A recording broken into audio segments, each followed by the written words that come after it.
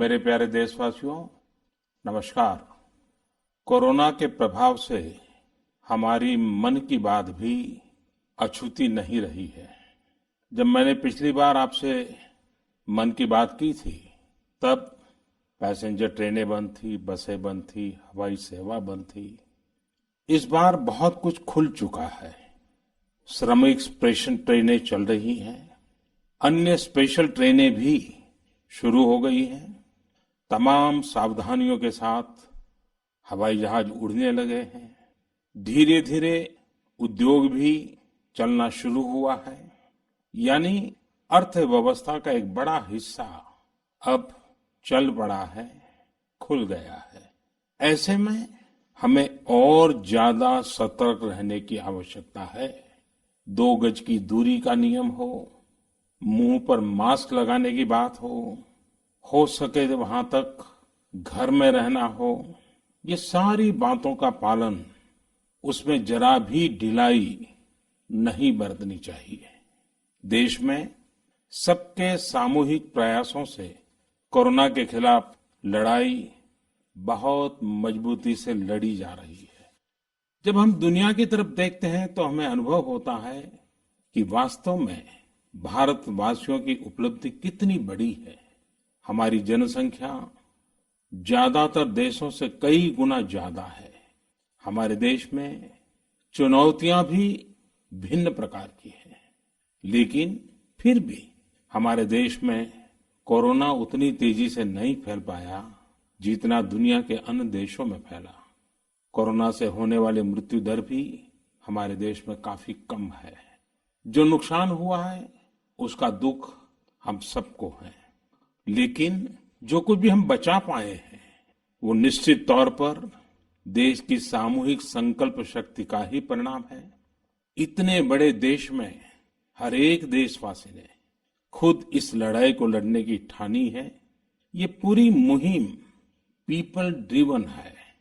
साथियों, देशवासियों की संकल्प शक्ति के साथ एक और शक्ति इस लड़ाई में हमारी सबसे बड़ी ताकत है, वो है देशवासियों की सेवा शक्ति। वास्तव में इस महामारी के समय हम भारतवासियों ने ये दिखा दिया है कि सेवा और त्याग का हमारा विचार केवल हमारा आदर्श नहीं है, बल्कि भारत की जीवन पद्धति है। और हमारे यहाँ तो कहा गया है, सेवा परमो धर्मः। सेवा स्वयं में सुख है, सेवा में ही संतोष है। आपने देखा होगा कि दूसरों की सेवा में लगे व्यक्ति के जीवन में कोई डिप्रेशन या तनाव कभी नहीं दिखता। उसके जीवन में, जीवन को लेकर उसके नजरिए में भरपूर आत्मविश्वास, सकारात्मकता और जीवंतता प्रतिपल नजर आती है। साथियों, हमारे डॉक्टर्स, नर्सिंग स्टाफ, सफाई कर्मी, पुलिसकर्मी, मीडिया के साथी, ये सब जो सेवा कर रहे हैं, उसकी चर्चा मैंने कई बार की है। मन की बात में भी मैंने उसका जिक्र किया है। सेवा में अपना सब कुछ समर्पित कर देने वाले लोगों की संख्या अनगिनत है। ऐसे ही एक सज्जन है तमिलनाडु के सी मोहन। सी मोहन जी मदुरई में एक सैलून चलाते हैं। अपनी मेहनत की कमाई से इन्होंने अपनी बेटी की पढ़ाई के लिए 5 लाख रुपए बचाए थे, लेकिन इन्होंने ये पूरी राशि इस समय जरूरतमंदों, गरीबों की सेवा के लिए खर्च कर दी। इसी तरह अगरतला में ठेला चलाकर जीवन यापन करने वाले गौतम दास जी अपनी रोजमर्रा की कमाई की बचत में से हर रोज दाल चावल खरीदकर जरूरतमंदों को खाना खिला रहे हैं। पंजाब के पठानकोट से भी एक ऐसा ही उदाहरण मुझे पता चला।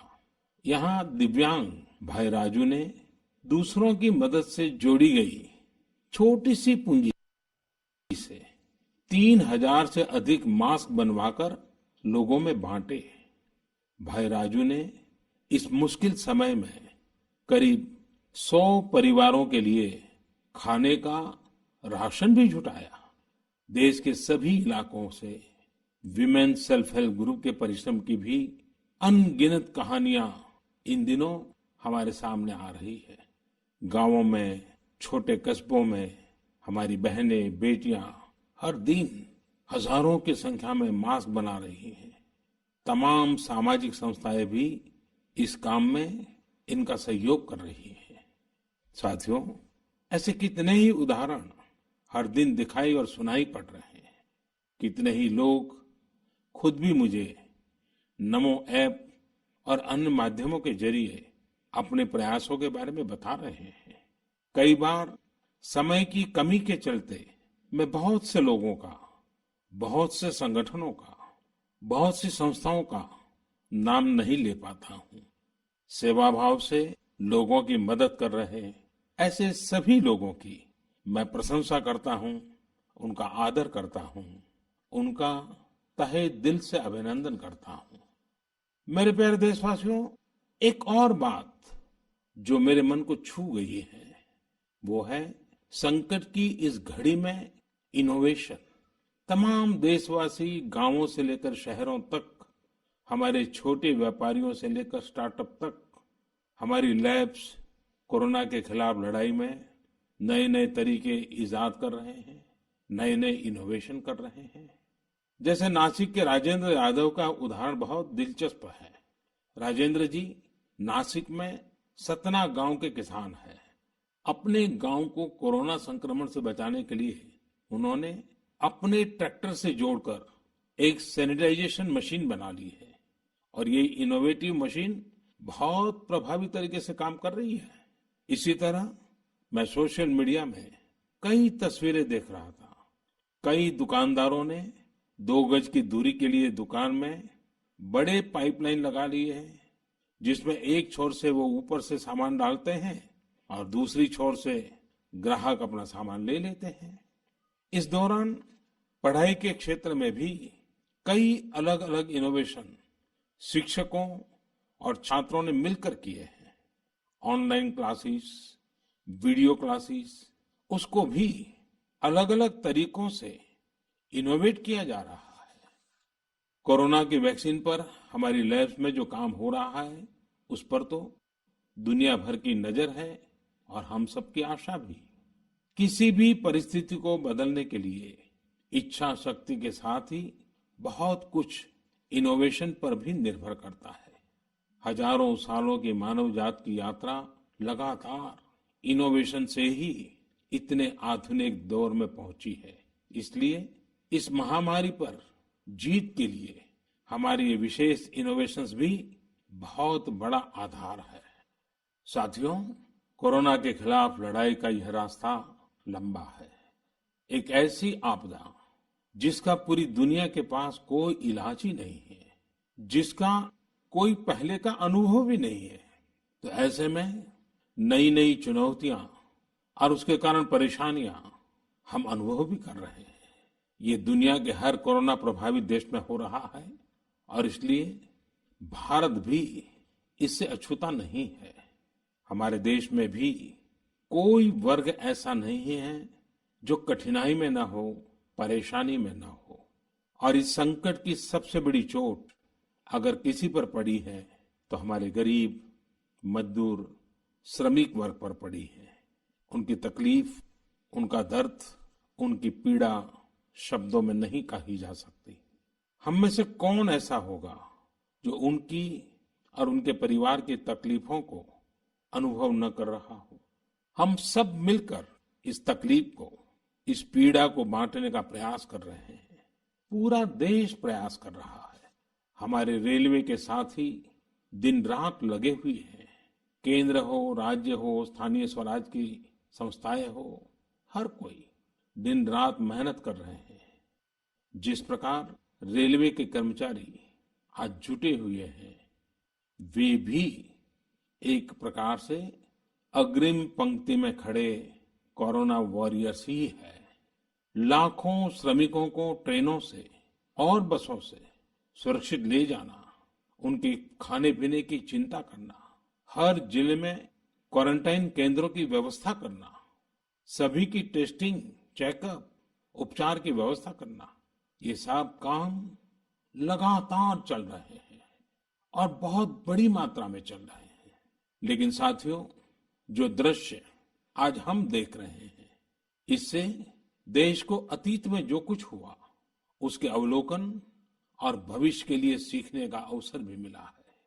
आज हमारे श्रमिकों की पीड़ा में हम देश के पूर्वी हिस्से की पीड़ा को देख सकते हैं। जिस पूर्वी हिस्से में देश का ग्रोथ इंजन बनने की क्षमता है, जिसके श्रमिकों के बाहुबल में देश को नई ऊंचाई पर ले जाने का सामर्थ्य है, उस पूर्वी हिस्से का विकास बहुत आवश्यक है। पूर्वी भारत के विकास से ही देश का संतुलित आर्थिक विकास संभव है। देश ने जब मुझे सेवा का अवसर दिया, तभी से हमने पूर्वी भारत के विकास को प्राथमिकता दी है। मुझे संतोष है कि बीते वर्षों में इस दिशा में बहुत कुछ हुआ है और अब प्रवासी मजदूरों को देखते हुए बहुत कुछ नए कदम उठाना भी आवश्यक हो गया है और हम लगातार उस दिशा में आगे बढ़ रहे हैं। जैसे कहीं श्रमिकों की स्किल मैपिंग का काम हो रहा है, कहीं स्टार्टअप्स इस काम में जुटे हैं, कहीं माइग्रेशन कमीशन बनाने की बात हो रही है। इसके अलावा केंद्र सरकार ने अभी जो फैसले लिए हैं, उससे भी गांवों में रोजगार, स्वरोजगार, लघु उद्योगों से जुड़ी विशाल संभावनाएं खुली हैं। ये फैसले इन स्थितियों के समाधान के लिए हैं, आत्मनिर्भर भारत के लिए हैं। अगर हमारे गांव आत्मनिर्भर होते, हमारे कस्बे, हमारे जिले, हमारे राज्य आत्मनिर्भर होते, तो अनेक समस्याओं ने वो रूप नहीं लिया होता जिस रूप में वो आज हमारे सामने खड़ी है। लेकिन अंधेरे से रोशनी की ओर बढ़ना मानव स्वभाव है। तमाम चुनौतियों के बीच मुझे खुशी है कि आत्मनिर्भर भारत पर आज देश में व्यापक मंथन शुरू हुआ है। लोगों ने अब इसे अपना अभियान बनाना शुरू किया है। इस मिशन का नेतृत्व देशवासी अपने हाथ में ले रहे हैं। बहुत से लोगों ने तो ये भी बताया है कि उन्होंने जो जो सामान उनके इलाके में बनाए जाते हैं, उनकी एक पूरी लिस्ट बना ली है। ये लोग अब इन लोकल प्रोडक्ट्स को ही खरीद रहे हैं और वोकल फॉर लोकल को प्रमोट भी कर रहे हैं। मेक इन इंडिया को बढ़ावा मिले, इसके लिए सब कोई अपना अपना संकल्प जता रहा है। बिहार के हमारे एक साथी श्रीमान हिमांशु ने मुझे नमो ऐप पर लिखा है कि वो एक ऐसा दिन देखना चाहते हैं जब भारत विदेश से आने वाले आयात को कम से कम कर दे, चाहे पेट्रोल, डीजल, ईंधन का आयात हो, इलेक्ट्रॉनिक आइटम्स का आयात हो, यूरिया का आयात हो या फिर खाद्य तेल का आयात हो। मैं उनकी भावनाओं को समझता हूं। हमारे देश में कितनी ही ऐसी चीजें बाहर से आती हैं जिन पर हमारे ईमानदार टैक्स पेयर्स का पैसा खर्च होता है, जिनका विकल्प हम आसानी से भारत में तैयार कर सकते हैं। असम के सुदीप ने मुझे लिखा है कि वो महिलाओं के बनाए हुए लोकल बैम्बू प्रोडक्ट्स का व्यापार करते हैं और उन्होंने तय किया है कि आने वाले 2 वर्ष में वे अपने बैम्बू प्रोडक्ट को एक ग्लोबल ब्रांड बनाएंगे। मुझे पूरा भरोसा है आत्मनिर्भर भारत अभियान इस दशक में देश को नई ऊंचाई पर ले जाएगा। मेरे प्यारे देशवासियों, कोरोना संकट के इस दौर में मेरी विश्व के अनेक नेताओं से बातचीत हुई है, लेकिन मैं एक सीक्रेट जरूर आज बताना चाहूंगा। विश्व के अनेक नेताओं की जब बातचीत होती है तो मैंने देखा इन दिनों उनकी बहुत ज्यादा दिलचस्पी योग और आयुर्वेद के संबंध में होती है। कुछ नेताओं ने मुझसे पूछा कि कोरोना के इस काल में ये योग और आयुर्वेद कैसे मदद कर सकते हैं। साथियों, अंतर्राष्ट्रीय योग दिवस जल्द ही आने वाला है। योग जैसे जैसे लोगों के जीवन से जुड़ रहा है, लोगों में अपने स्वास्थ्य को लेकर जागरूकता भी लगातार बढ़ रही है। अभी कोरोना संकट के दौरान भी ये देखा जा रहा है कि हॉलीवुड से हरिद्वार तक घर में रहते हुए लोग योग पर बहुत गंभीरता से ध्यान दे रहे हैं। हर जगह लोगों ने योग और उसके साथ साथ आयुर्वेद के बारे में और ज्यादा जानना चाहा है, उसे अपनाना चाहा है। कितने ही लोग जिन्होंने कभी योग नहीं किया, वे भी या तो ऑनलाइन योग क्लास से जुड़ गए हैं या फिर ऑनलाइन वीडियो के माध्यम से भी योग सीख रहे हैं। सही में योग कम्युनिटी, इम्यूनिटी और यूनिटी सबके लिए अच्छा है। साथियों, कोरोना संकट के इस समय में योग आज इसलिए भी ज्यादा अहम है क्योंकि ये वायरस हमारे रेस्पिरेटरी सिस्टम को सबसे अधिक प्रभावित करता है। योग में तो रेस्पिरेटरी सिस्टम को मजबूत करने वाले कई तरह के प्राणायाम है, जिनका असर हम लंबे समय से देखते आ रहे हैं। ये टाइम टेस्टेड टेक्निक्स हैं, जिसका अपना अलग महत्व है। कपालभाति और अनुलोम विलोम प्राणायाम से अधिकतर लोग परिचित होंगे, लेकिन भस्त्रिका, शीतली, भ्रामरी जैसे कई प्राणायाम के प्रकार है, जिसके अनेक लाभ भी है। वैसे आपके जीवन में योग को बढ़ाने के लिए आयुष मंत्रालय ने भी इस बार एक अनोखा प्रयोग किया है। आयुष मंत्रालय ने माय लाइफ माय योग नाम से अंतर्राष्ट्रीय वीडियो ब्लॉग उसकी प्रतियोगिता शुरू की है। भारत ही नहीं, पूरी दुनिया के लोग इस प्रतियोगिता में हिस्सा ले सकते हैं।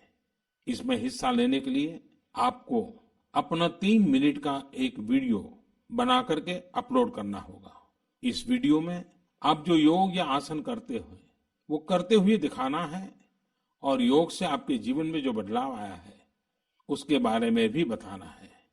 मेरा आपसे अनुरोध है, आप सभी इस प्रतियोगिता में अवश्य भाग लें और इस नए तरीके से अंतर्राष्ट्रीय योग दिवस में आप हिस्सेदार बनिए। साथियों, हमारे देश में करोड़ों करोड़ गरीब दशकों से एक बहुत बड़ी चिंता में रहते आए हैं। अगर बीमार पड़ गए तो क्या होगा?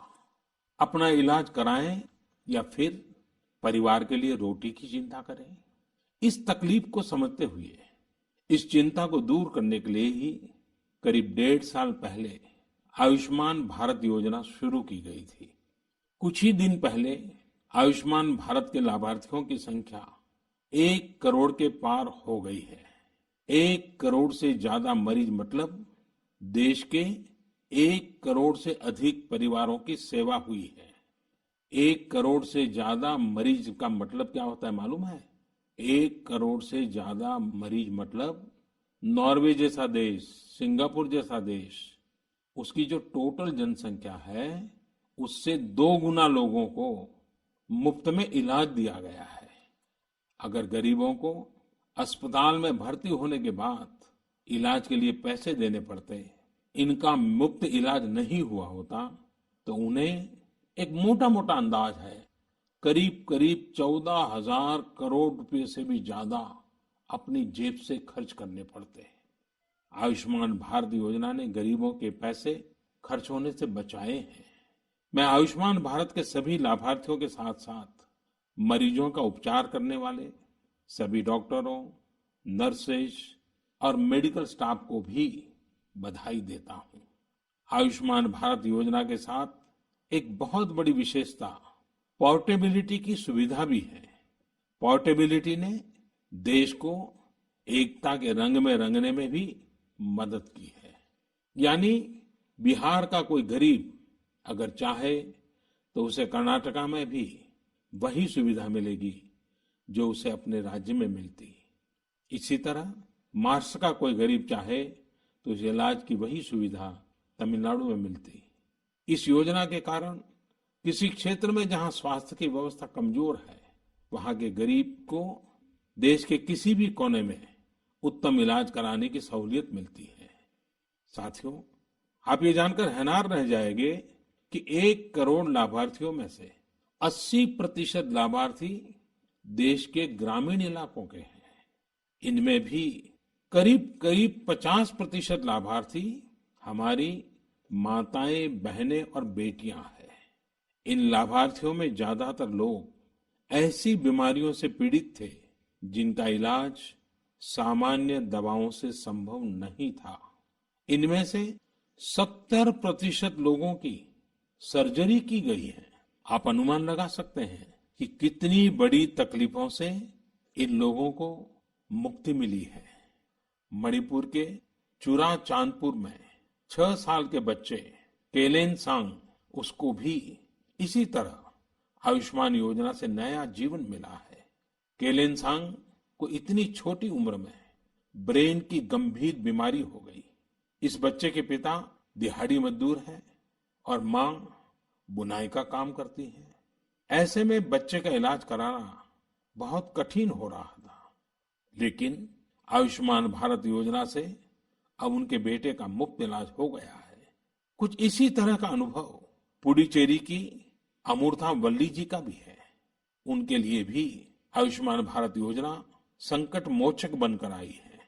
अमूर्था वल्ली जी के पति की हार्ट अटैक से दुखद मृत्यु हो चुकी है। उनके 27 साल के बेटे जीवा को भी हार्ट की बीमारी थी। डॉक्टर्स ने जीवा के लिए सर्जरी की सलाह दी थी, लेकिन दिहाड़ी मजदूरी करने वाले जीवा के लिए अपने खर्च से इतना बड़ा ऑपरेशन करवाना संभव ही नहीं था। लेकिन अमूर्था वल्ली ने अपने बेटे का आयुष्मान भारत योजना में रजिस्ट्रेशन करवाया और 9 दिनों बाद बेटे जीवा के हार्ट की सर्जरी भी हो गई। साथियों, मैंने आपको सिर्फ 3-4 घटनाओं का जिक्र किया। आयुष्मान भारत से तो ऐसी 1 करोड़ से अधिक कहानियां जुड़ी हुई है। ये कहानियां जीते जागते इंसानों की हैं। दुख तकलीफ से मुक्त हुए हमारे अपने परिवारजनों की है। आपसे मेरा आग्रह है, कभी समय मिले तो ऐसे व्यक्ति से जरूर बात करिएगा जिसने आयुष्मान भारत योजना के तहत अपना इलाज कराया हो। आप देखेंगे कि जब एक गरीब बीमारी से बाहर आता है तो उसमें गरीबी से लड़ने की भी ताकत नजर आने लगी है। और मैं हमारे देश के ईमानदार टैक्स पेयर से कहना चाहता हूं, आयुष्मान भारत योजना के तहत जिन गरीबों का मुफ्त इलाज हुआ है, उनके जीवन में जो सुख आया है, संतोष मिला है, उस पुण्य के असली हकदार आप भी हैं। हमारा ईमानदार टैक्स पेयर भी इस पुण्य का हकदार है। मेरे प्यारे देशवासियों, एक तरफ हम महामारी से लड़ रहे हैं तो दूसरी तरफ हमें हाल में पूर्वी भारत के कुछ हिस्सों में प्राकृतिक आपदा का भी सामना करना पड़ा है। पिछले कुछ हफ्तों के दौरान हमने पश्चिम बंगाल और उड़ीसा में सुपर साइक्लोन अम्फान का कहर देखा। तूफान से अनेकों घर तबाह हो गए, किसानों को भी भारी नुकसान हुआ। हालात का जायजा लेने के लिए मैं पिछले हफ्ते उड़ीसा और पश्चिम बंगाल गया था। पश्चिम बंगाल और उड़ीसा के लोगों ने जिस हिम्मत और बहादुरी के साथ हालात का सामना किया है, प्रशंसनीय है। संकट की इस घड़ी में देश भी हर तरह से वहां के लोगों के साथ खड़ा है। साथियों, एक तरफ जहां पूर्वी भारत तूफान से आई आपदा का सामना कर रहा है, वहीं दूसरी तरफ देश के कई हिस्से टिड्डियों या लोकस्ट के हमले से प्रभावित हुए हैं। इन हमलों ने फिर हमें याद दिलाया है कि ये छोटा सा जीव कितना नुकसान करता है। टिड्डी दल का हमला कई दिनों तक चलता है। बहुत बड़े क्षेत्र पर इसका प्रभाव पड़ता है। भारत सरकार हो, राज्य सरकार हो, कृषि विभाग हो, प्रशासन भी इस संकट के नुकसान से बचने के लिए, किसानों की मदद करने के लिए आधुनिक संसाधनों का भी उपयोग कर रहा है। नए नए आविष्कार की तरफ भी ध्यान दे रहा है।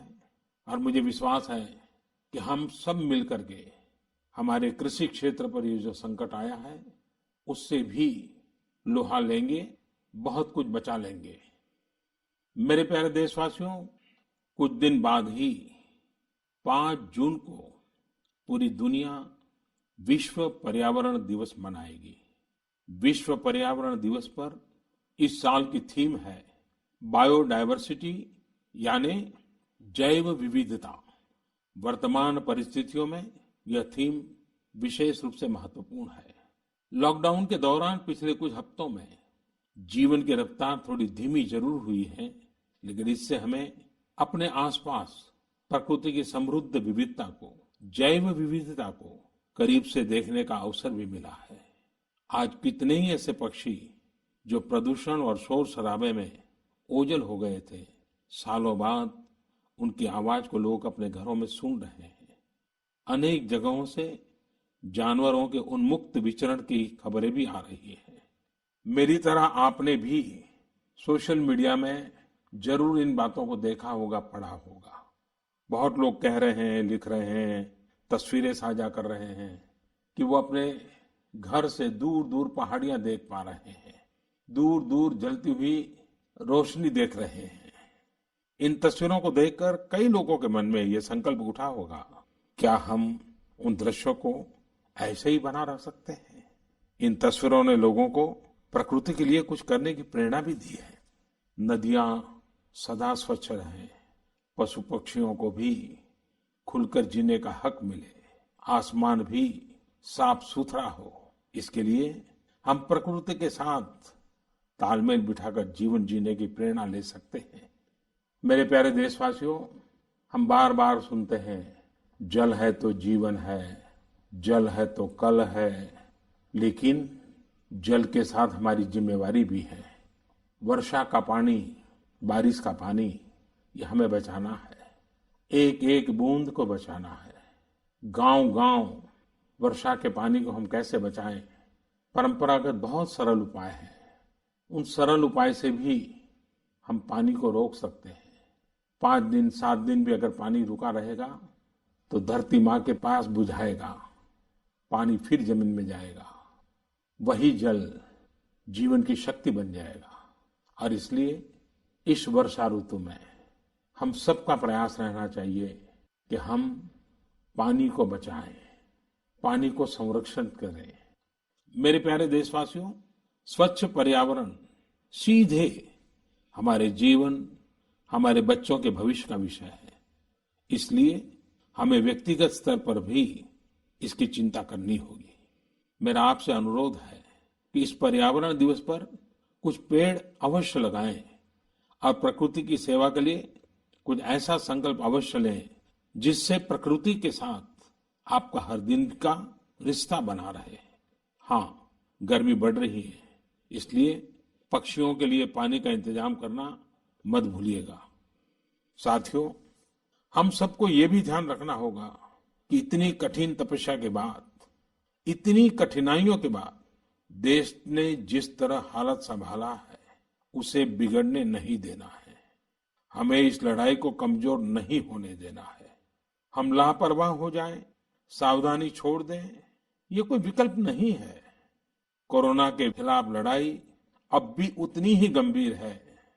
आपको, आपके परिवार को कोरोना से अभी भी उतना ही गंभीर खतरा हो सकता है। हमें हर इंसान की जिंदगी को बचाना है। इसलिए 2 गज की दूरी, चेहरे पर मास्क, हाथों को धोना, इन सब सावधानियों का वैसे ही पालन करते रहना है जैसे अभी तक करते आए हैं। मुझे पूरा विश्वास है कि आप अपने लिए, अपनों के लिए, अपने देश के लिए ये सावधानी जरूर रखेंगे। इसी विश्वास के साथ आपके उत्तम स्वास्थ्य के लिए मेरी हार्दिक शुभकामनाएं हैं। अगले महीने फिर एक बार मन की बात अनेक नए विषयों के साथ जरूर करेंगे।